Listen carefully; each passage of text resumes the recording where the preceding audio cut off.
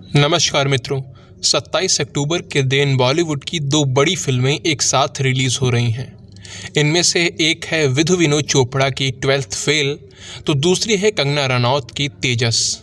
वैसे 27 को रिलीज़ तो और भी फिल्में हो रही हैं, लेकिन उनका प्रचार प्रसार नगण्य है, तो उन्हें दौड़ से बाहर भी कह सकते हो आप।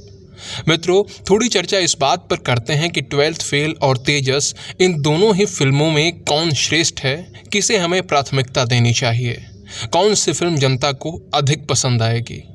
सर्वप्रथम बात करते हैं 12th फेल के बारे में। विधु विनोद चोपड़ा द्वारा निर्देशित ये फिल्म सत्य घटनाओं से प्रेरित बताई जा रही है।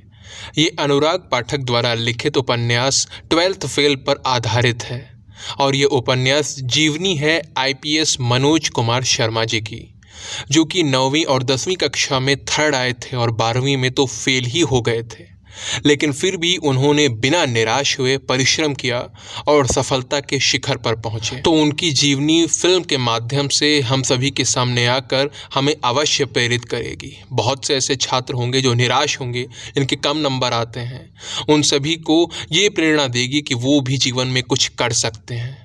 इसके साथ ही अब आशा ये भी है कि यह फिल्म हिंदी मीडियम के छात्रों को IAS बनने की राह में जिन चुनौतियों का सामना करना पड़ता है, उन्हें भी दिखाने का प्रयास करेगी।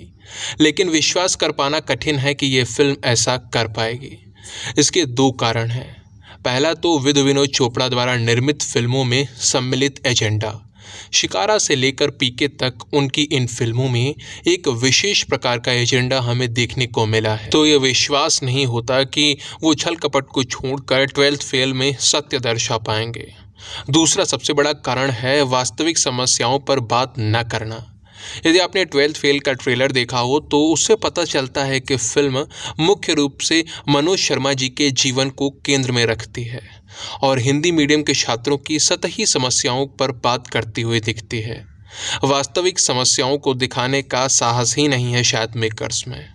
आपको पता है 2022 की UPSC परीक्षा में कुल 933 प्रतियोगी सफल घोषित हुए। उनमें से केवल 54 कैंडिडेट्स हिंदी मीडियम के थे, अर्थात केवल 5%। और एक बात, 2022 में ये हिंदी मीडियम के स्टूडेंट्स का UPSC के पिछले कुछ वर्षों के इतिहास में सर्वश्रेष्ठ प्रदर्शन है। अब मेरा प्रश्न आपसे ये है कि आखिर क्यों हिंदी मीडियम की सफलता का प्रतिशत कम है?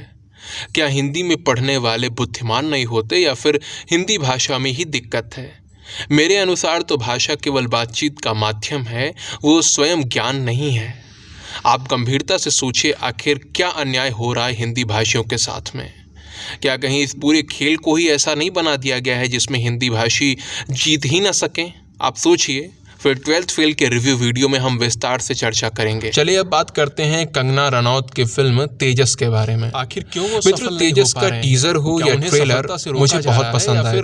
खेल ही जिस प्रकार से देशभक्ति से ओतप्रोत डायलॉग डिलीवरी की गई, वो हमारा जोश बढ़ा देती है। जो बना रहे हैं, भारत को छेड़ोगे तो छोड़ेंगे नहीं, जंग के मैदान में अब जंग होनी चाहिए। ये सब सुनने में काफ़ी अच्छे लगते हैं। इसके ट्रेलर में बस एक बात मुझे ठीक नहीं लगी, वो जब कंगना का कैरेक्टर किसी से कहता है कि यदि तुम इस देश को माँ समझकर प्यार नहीं कर सकते तो जिसे सबसे ज़्यादा प्यार करते हो वो समझ लो। अब ये बात मुझे अत्यधिक समस्याग्रस्त लगी। ये भारत, ये हमारी मातृभूमि, हमारी माँ है।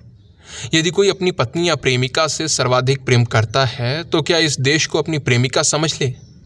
अनुचित, ये बात बिल्कुल अनुचित है। हाँ, इस बात को इग्नोर कर दें तो तेजस में ऐसा कोई एजेंडा दिख तो नहीं रहा।